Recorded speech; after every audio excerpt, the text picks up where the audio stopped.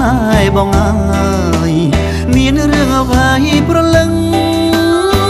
បងព្រួយបងភ័យ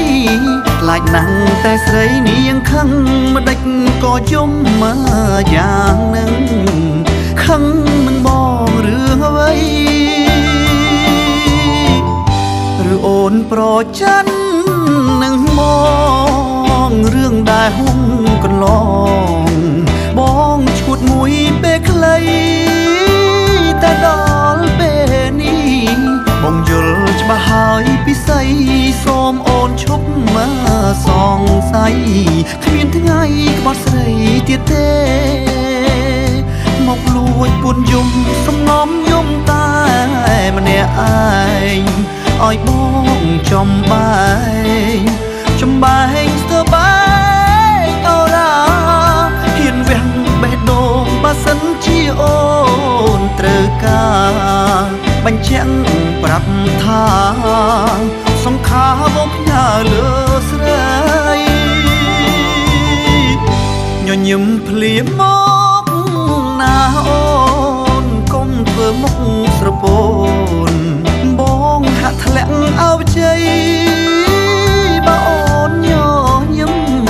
ជីវិតបងពិតមានន័យតើដឹងទេពិសីរូបស្រីជាជីវិត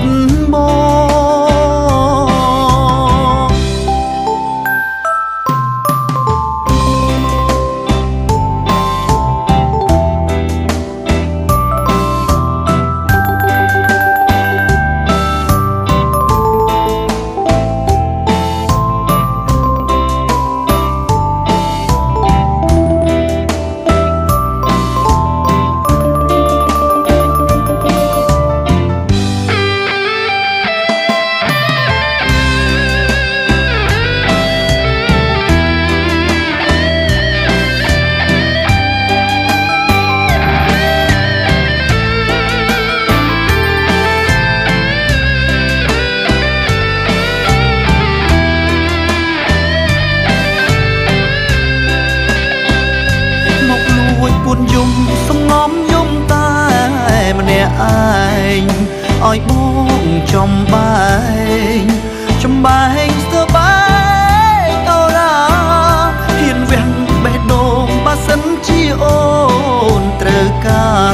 របញ្ជាក់ប្រាប់ថាសង្ខារបងផ្ញើលើស្រីញញឹមភ្លាមមក